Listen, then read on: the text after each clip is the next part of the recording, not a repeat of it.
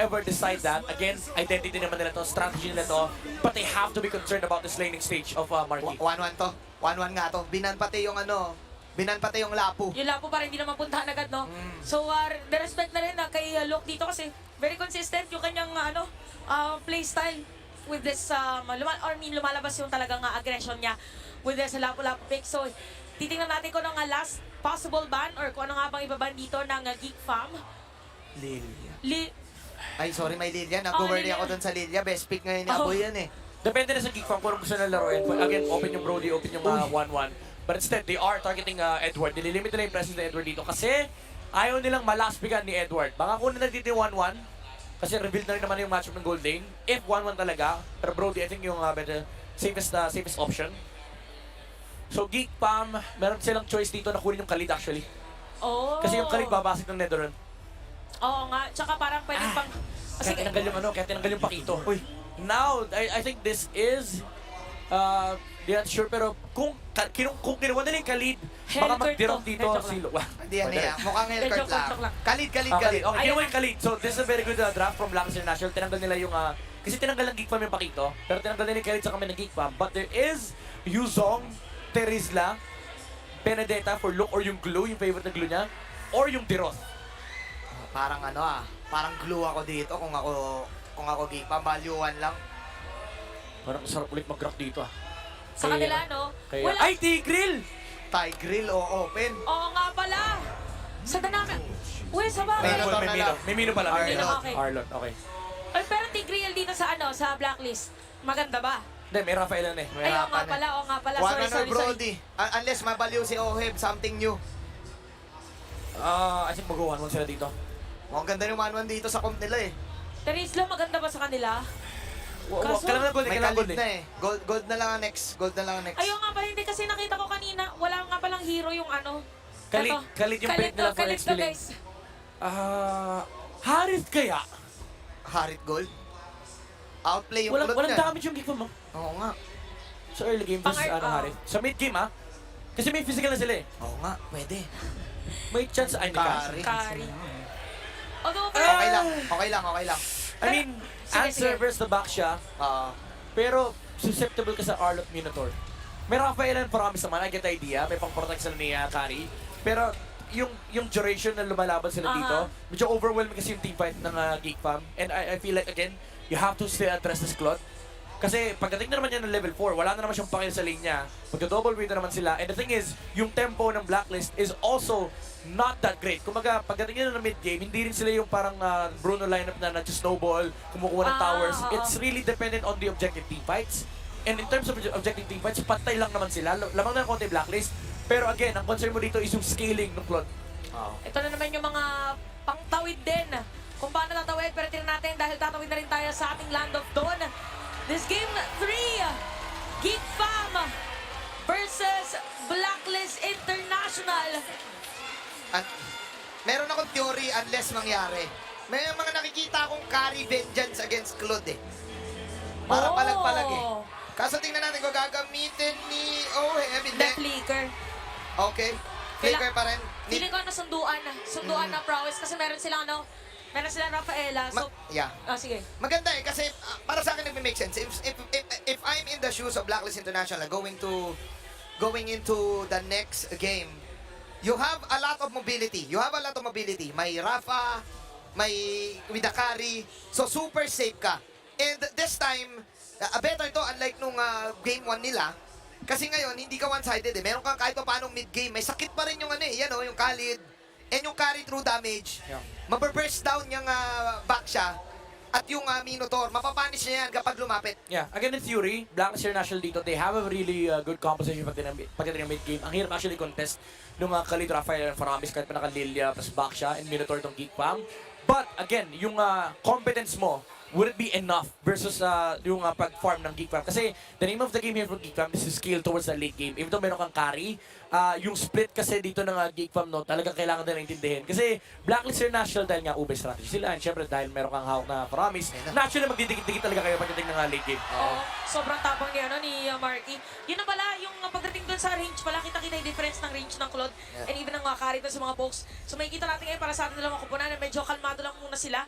But I think for Blacklist International, Lo, dun tinayuan. sa Tinayuan. hindi Freeze. makukuha, best, ang mga minion wave. Pero nandito na si Nael para tulungan si Luke. Ito pala yung mangyayaring laban. Edward versus Luke. Lamang sa XP si Luke, ah. For Oo some nga, no. reason. Kasi hindi pa niya nakukuha to, pero dikit na yung ano nila, yung XP Oo nila nga ni eh. Edward. Ayan na. Pauna kasi mag-level 4 talaga dito, lalo-lalo na dito mag-suspawn yung turtle. Ay! Okay, damage output. Bloom coming in. Flicker out para kay Edward, but Luke is there. Yun yung heavy spin. Flicker out para kay Luke. Sensui, heavy spin out. Oh, no. Habang alam na ngayon ni Niall na wala. Okay, nag-rolling No. na si Niall. No, rolling. Uy. At mapapunish. Okay, hindi na punish. Dahil may nether realm. Pero ang ganda ng swipe. Ang ganda ng sweep. Edward, mapapa-out din. Walang mamamatay. Si Luke at Volando ngayon. Nahabol ni Ren J. Kung may damage lang sana. Kaso meron lang siyang heal. This time, papasok pa rin si Luke. At tutuloy pa rin doon ang side ng Geek Bam. At mukhang itutuloy nga. Dahil first blood. Sensui. Kumuha pa ba sila dito ng Tagal ba? purple na nakawin pa? It's still Valoisky and Company getting the early game. Kakaiba yung pinapakita ng XP laner dito ng Geek Fam. Look on this Arlo Sensui. Oh, delikado siya dito. Volado si Sensui ngayon. Kukunin pa ba? Sino nanakaw? Nanakaw ba yung purple? Hindi. Nakuha ni Sensui. Sabay makakuha ng counter go si Edward. Hoverboard. Edward. Wala na sila makukuha. Bitawan niya nangyayari dito sa ating dalawang koponan. But since this is the early game, sino nga ba yung unang... Ay, sabihin na natin, sino yung lumamang because of that? Yung mas nagkaroon ng edge. I would say medyo na-equalize dahil nag-overstay din yung Geek Fam sa purple buff, no? Nakita nila kasi walang buhay si Sensui so na-tempt. Pero wala rin kasi retribution si Nile and Edward was really aware of what is happening and pinuntahan niya yung kanyang jungler, tinulungan niya with assist and meron kasing physical damage yun talaga si Khalid and masakit niya sa early game. So nawala ng konti yung nakuha ng advantage ni ng Geek Fam, pero again, you have to look at how Geek Fam plays the first objective, no? Ang ganda nung control sa X Link kanina. Oo. Sila pa yung nakalamang sa po kasi na-force out yung heavy spin. Tutuloy pa rin ng Geek Fam yung ganitong type ng playstyle. Renny J with the back laser. Magkaharang si Renny J. Nakita mo yun? Oo, hinarapan. What a harang, Renny J. Another save. Nagbago na talaga. Daano na talaga siya, daharang man. May dagdag na. Tatlong 8, triple H na siya. Triple H na, Renny J again. Preventing crucial death. Wow, look. But then again, looking at the bottom side, Luke is winning the matchup versus the Khalid. I mean, pagdating yung level 4 talagang medyo Arlot favor tong si daming stun mula kay Oo. Arlot. Pero it's not that hard.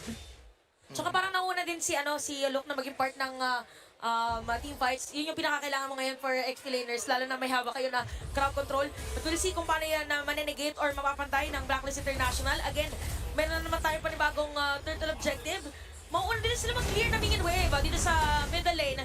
So, mukhang muna ulit to. Si Sensui meron siyang red 3, pero parang di yata abot. laban na lang ngayon si Edward. As Blacklist International will Oh give my away goodness, Luke. the turtle. And Luke, another Luke. swipe, poke lang. May iba rin kay Luke this time. Maganda yung Maganda hulog. Maganda hulog eh.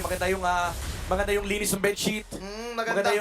Maganda yung timpla ng kape. Nasanay na siya sa hangin Grabe. dito sa Pilipinas. Ang ganda rin ng item choice niya, full tank. Talaga si Arlot dito, hindi siya nag-greedy na kumuha ng Fury Hammer. Literal lahat ng armor na pwede niya makuha, pinagbibili niya.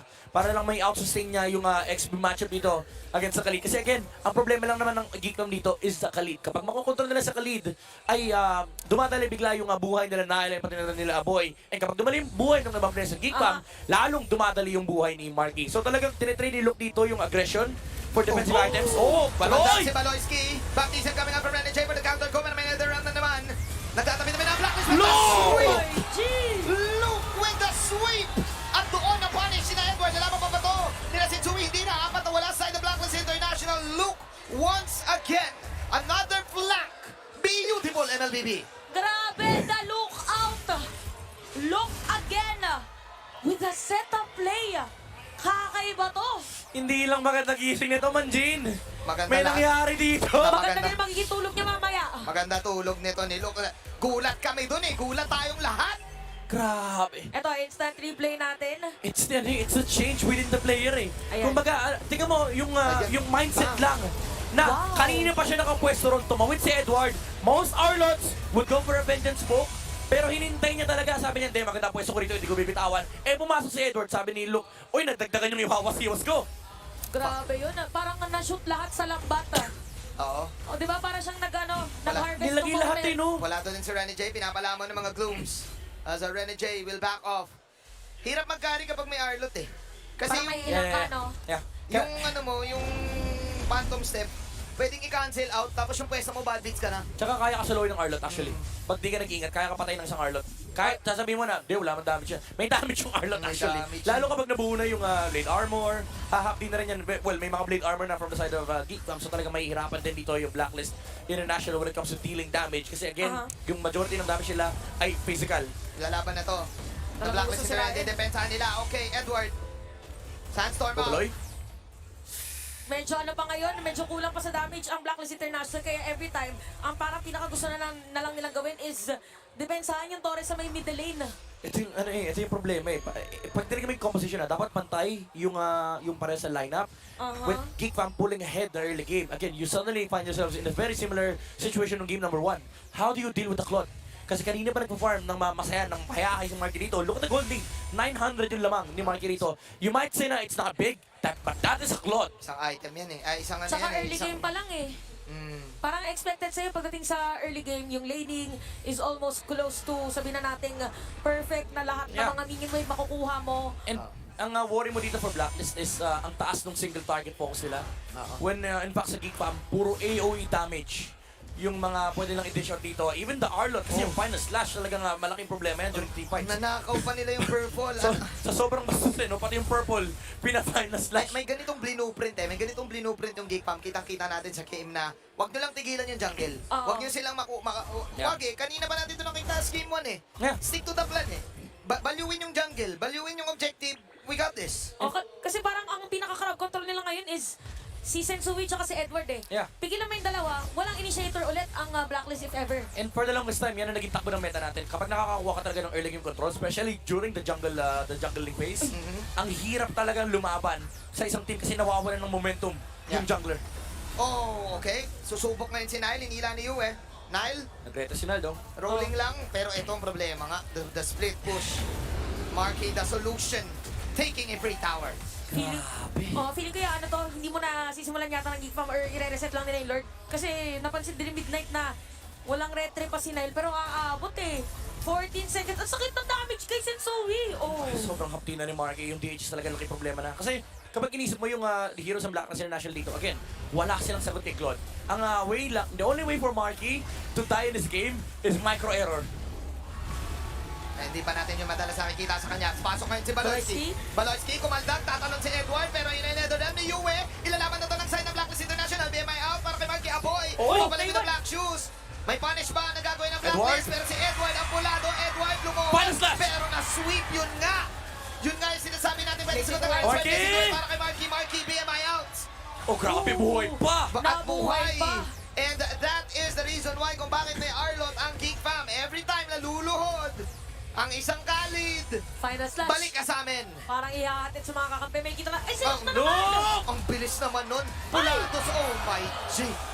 Oh my G ka na lang, Luke. Oh, baptism. Mapapanish siya. Nabaptism siya. Pero worth it. Mukhang worth it yung kill at yung pick-up na yon. Wow, this macro game from Geek Fam, helped by the micro abilities of their heroes. Ang hirap talaga for Blacklist to deal with these Arlot and the Claudes of Geek Fam. And ngayon, 3 lanes yung kinokontrol ng Blacklist International. It begs the question, saan kukuha ng farm si Oheb? Oo nga, parang ang hirap ngayon isipin. Pero again, for Blacklist International, storyline for them is magaling silang mag-capitalize ng mistakes na kalaban nila. Pero 7.2k gold lead in a 10-minute game time ay medyo mahirap, lalo na mayroong mga crowd control dito ang Geek Fam. Pero sa may gitna ay sa may Okay. taas dadaan. Sensui. O, Sensui! Sensui na paikot pero wala na siya kagad. Makakapag-damage output dito. Si Oheb. Masyado malalim Oheb. Napapasok pa itong step out pero may heal may gagawin. Marky. Si Edward ngayon pinawala ng si Aboy. Aboy ang mawawala. Napakagandang kill mula kay Yue. Apat pa dito side ng Blacklist. Heal na naman. The Healman. Once again. Giving HPs to Blacklist. Ito na na-activate na yung mga sinasabi na pwedeng gamitin or kit ng Blacklist International pagdating doon sa may bandang late game. Mataas na yung heal. Dito ni Renny J. Yan, 9 for ating score, 11 minutes sa ating game time. And Nile and Aboy ang natagpo ang namatay doon sa may top. Pero, I mean, it's really hard for Gigam to push into those areas kasi talagang susceptible kasi heavy spin. So, napakagandang punish mula kay Sensui. Even though it gave out his life, napatay nila si Nile and abutin nila si Aboy Edward with the Raging Sandstorm as well on the backline. And yung heal, hindi rin na ganun kadali for Marky to deal with the Khalid kapag walang additional crowd control na nagagaling mula sa Geek Fam. But now, they are waiting for the next Lord. 40 seconds, however, maganda rin namang mangipit doon ng heavy spin pero napakalaking area nun for Geek Fam to work with. Yeah. Tingnan natin kung anong gagawin ngayon ng Geek Fam para naghahanap si Nile kung nasaan pa Edward, ang ibang mga players. Take Nagpa- note of the position of Edward. Nag-pop ng spinning light wheel. Si Oheb kanina. Okay, pero okay na ulit. Nag-retry. Na-retry. Una ko na Sensui. 15 seconds. I mean, Nile, Uy, wala siyang retreat. yeah, nag-retry, nakuha pa ni Sensui Sensui. Orange, and baka Maglo-lord to. hindi naman nila mga fast lord, however. Kasi naka ano pa rin eh, kalaban pa rin nila yung Geek Fam eh. Tsaka magzozone si Aboy if ever. Aboy, by the way, is at 215. So, talagang grabe din ang kanyang zoning prowess. Pag-Lilia talaga, grabe mag-zone eh. Uy, walang kalit, walang kalit. Nakita nila yung Khalid harap ngayon.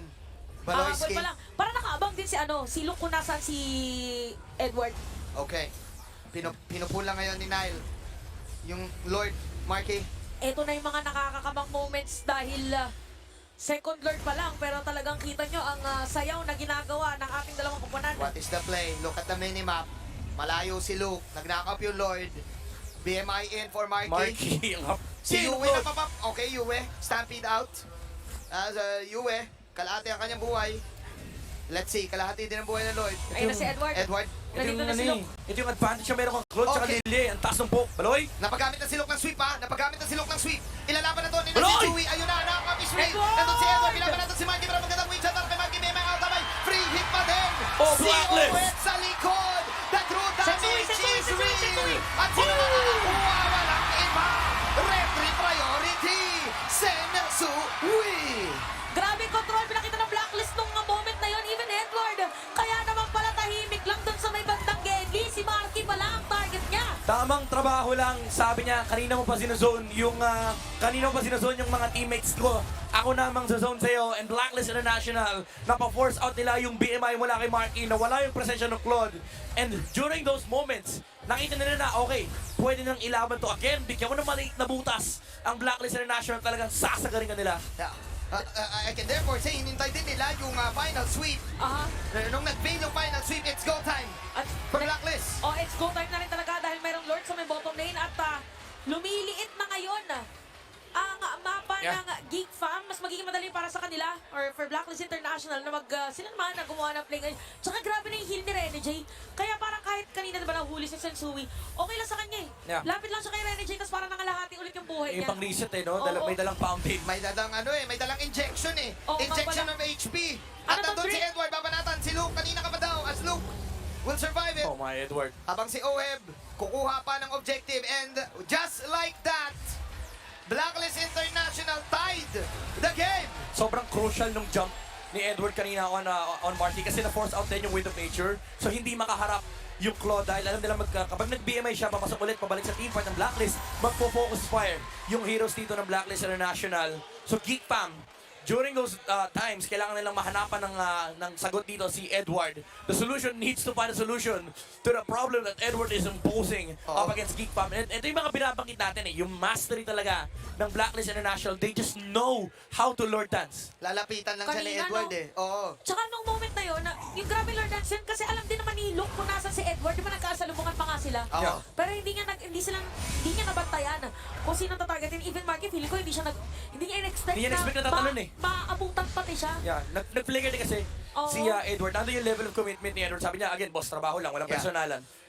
Kapag kalaban mo ang Blacklist sa Lord Dance, hindi ka talaga magbibigay ng anything na And information. i-waste mo Oo. na information. Nung nag-sweep na, alam na ni na Oheb eh, nag-sweep pwede na na, dumiretso. walang gagalamay sa amin, pwede tayo dumiretso, vengeance ang meron yan, may heal naman si Rene J, we can go. Or pwede mo sabihin natin na medyo nag-doubt din ang Geek Fam kung bibigyan ba nila si Sensui. Oo, may sweep sila eh. Feeling ko pwede ding one side of the story. Parang dito nagbabalik yung sinasabi mo, Manjin na pag si Baloyski usually iba ang nagiging pagkalaban nila ang Blacklist. So, ano, Bente? Ito yung, baka ito yun.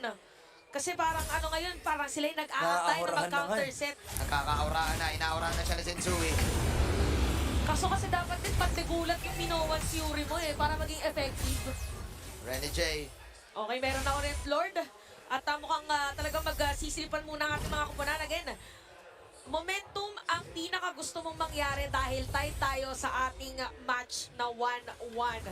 Yung mananalo dito, isa na lang na panalo ang kanilang kailangan nakuhanin para sure buhay sila dito sa M5.